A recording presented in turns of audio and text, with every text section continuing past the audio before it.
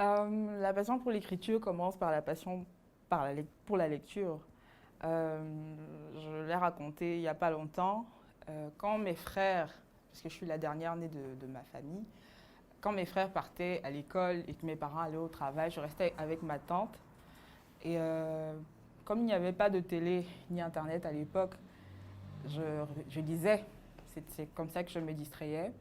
Et donc, très vite, je suis partie au contact des ouvrages qui étaient destinés aux plus grands que moi. Donc, c'est comme ça que je découvre l'univers de l'écriture. Mais le, le livre qui m'a vraiment bouleversée dans ma prime enfance, c'est Black Boy de Richard Wright. Euh, J'en ai été vraiment, comment dire, complètement renversée par l'histoire qui est racontée par Richard Wright dans ce livre. Et c'est à ce moment, c'est quand j'ai lu ce livre que j'ai compris qu'il y avait beaucoup de force dans l'écriture. Et je ne savais pas que j'allais épouser la trajectoire d'écrivaine. C'est en 2012 que je décide véritablement de m'essayer dans la narration d'histoire parce que je veux prendre part à un concours organisé par la Fondation BNP Paribas, enfin parrainé par la Fondation BNP Paribas, mais organisé par l'association Prix Jeune Écrivain de langue française. Donc je raconte une histoire banale et évidemment je ne gagne pas. Mais ça ne me décourage pas. Je me dis, ok, au moins j'ai commencé à écrire une histoire que j'ai pu finir. Donc je crois que c'est là qu'est survenu le déclic. Et 4 ans plus tard, j'ai réessayé le concours avec D'amour et de glace, qui est d'ailleurs mon premier ouvrage édité. Et ce qui m'a donné le courage, c'est que cette nouvelle est arrivée demi-finaliste du prix. Et je me suis dit qu'il y a quand même quelque chose à faire. Si ma petite nouvelle de la petite Camerounaise, de rien du tout, arrive demi-finaliste avec au milieu de plus de 1000 candidatures, ça veut dire qu'il y a quelque chose à en tirer. Au départ, c'est vrai, je ne voulais pas l'éditer, mais j'ai été encouragée par un ami qui m'a dit non, tu ne peux pas laisser ces écrits comme ça. Et je lui ai dit ok, je veux bien qu'on en fasse quelque chose à condition que tu t'en occupes. Et il s'est occupé de tout. Et c'est comme ça que l'histoire a commencé. L'histoire d'amour avec l'écriture.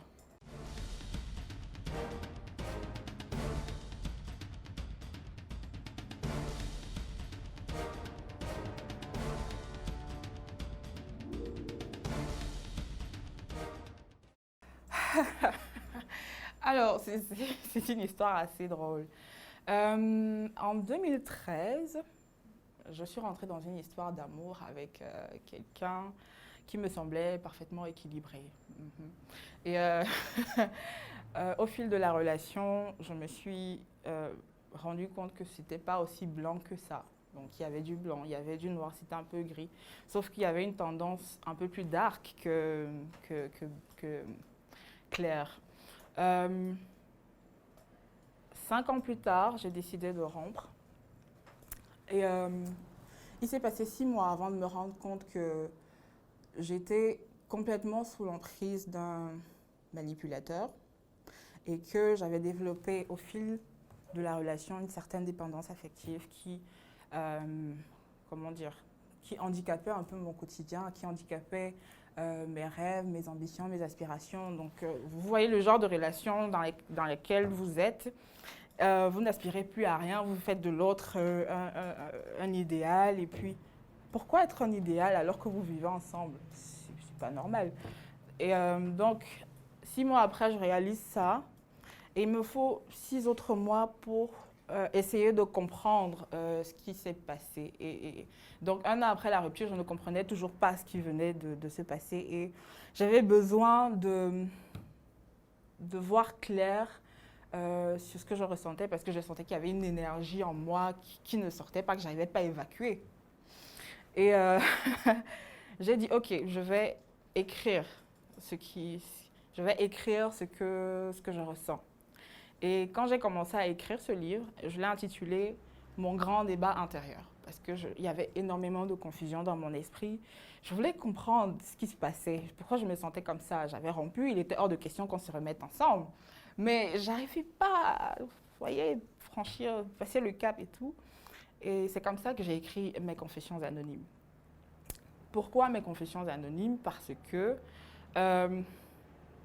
pendant mes périodes de doute et d'incertitude, je lisais beaucoup, et je continue d'ailleurs à lire tous les témoignages sur les réseaux sociaux. Je suis les coachs, je suis les groupes où les gens... Et je suis toujours fascinée par les histoires qui sont racontées dans ces groupes, les témoignages anonymes.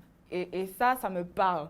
Pourquoi est-ce qu'on vient se confier à des personnes qu'on ne connaît pas pour espérer avoir une solution à nos problèmes, alors que nous avons connaissance du problème, mais nous ignorons que nous faisons partie de la solution. Donc, mes confessions anonymes, ça s'explique un peu comme ça, c'est-à-dire que c'est une forme de dérision, c'est un questionnement sur la raison pour laquelle les gens préfèrent se confier anonymement. Est-ce qu'ils ont honte de leurs problèmes? Est-ce qu'ils ont honte d'être malheureux? Est-ce qu'ils ont honte d'être confrontés à un certain type de situation que la société n'admet peut-être pas, que la société n'accepte pas, parce qu'on n'a pas le droit d'être triste, on n'a pas le droit de dire que je vais mal parce que mon couple va mal. Donc tout cela fait en sorte que oui, j'ai eu envie de me questionner un peu à travers le titre. Mais à côté, dans la narration, vous vous rendrez compte que je ne cite pas de nom. Et je pense que la personne dont je parle sera bien contente de l'apprendre. Je n'ai pas cité de nom, y compris de moi-même. C'est vrai qu'au départ, je n'avais pas l'intention d'assumer ce récit. Je me disais, comment est-ce que ma famille va le prendre? Mes amis, est-ce qu'ils vont me regarder autrement? Qu'est-ce qui va se passer? Est-ce que je suis prête à assumer ça? Et après, je me suis rendu compte qu'en fait, non. Je dénonce une hypocrisie dans le livre. Et ce serait le summum de l'hypocrisie de ne pas assumer mon histoire.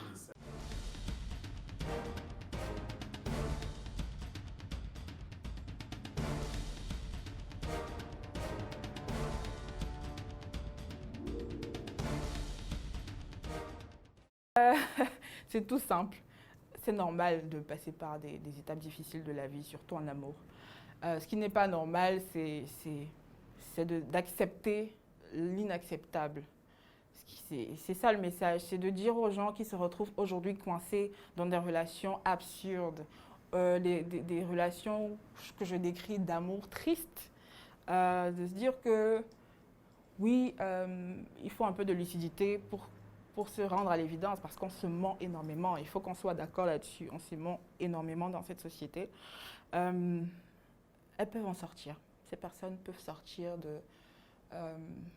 des incertitudes, des pensées suicidaires, de la douleur, de la dépression. On passe par là, mais ça ne veut pas dire que on ne peut pas en sortir. Et j'emprunte une expression de quelqu'un qui m'est cher.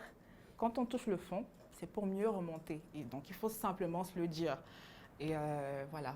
Je pense que l'amour conditionne énormément de choses. L'amour est le socle je crois que c'est la base de l'existence d'un être humain. C'est l'amour. Et tout le monde aime l'amour. Tout le monde aime l'affection. Tout le monde aime les petits gestes d'attention. Et c'est normal parce que c'est bien, c'est beau l'amour. Il faut aimer. Il faut aimer pour exister. Mais après, quand un amour fait mal, comment réagir? C'est ça la question.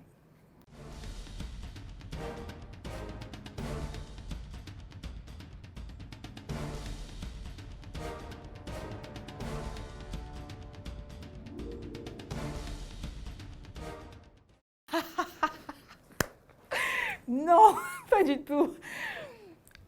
Vous l'auriez formulé autrement, enfin, je vais vous répondre très clairement. Je n'écris pas un livre sur mon ex. J'écris un livre sur mon expérience d'une situation fâcheuse, douloureuse, qui a eu des hauts et des bas. Mais c'est une expérience qui doit servir à mes jeunes sœurs, ça doit servir à mes sœurs plus âgées, à mes nièces. Moi, j'ai envie que mes nièces lisent ce livre quand elles seront prêtes à entrer dans la vie sentimentale. J'ai envie que mes filles lisent ce livre pour se dire que, ok, on n'invente pas la roue. L'amour, ça peut faire mal, mais l'amour, ça ne doit pas faire mal. Qu'elles aient une idée précise de ce qu'est l'amour et qu'elles sachent exactement où est-ce qu'elles, enfin, ce qu'elles veulent exactement, ce qu'elles attendent exactement d'une relation de couple.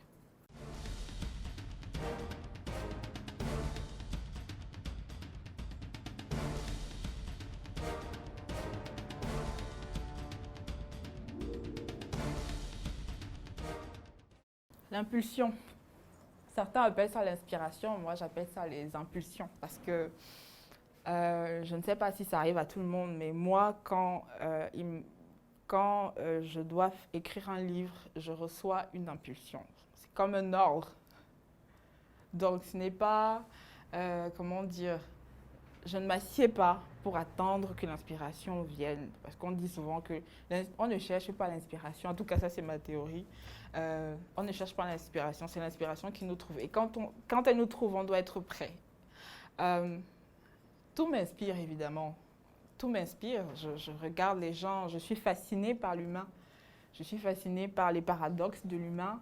Je suis fascinée par les contradictions de l'humain. Vous voyez, les gens qui n'aiment pas être dans le noir parce que voilà. Et ce sont les mêmes gens qui rentrent dans ce qu'on appelle des boîtes de nuit. Donc, enfin, c'est les petites contradictions comme ça qui m'interpellent.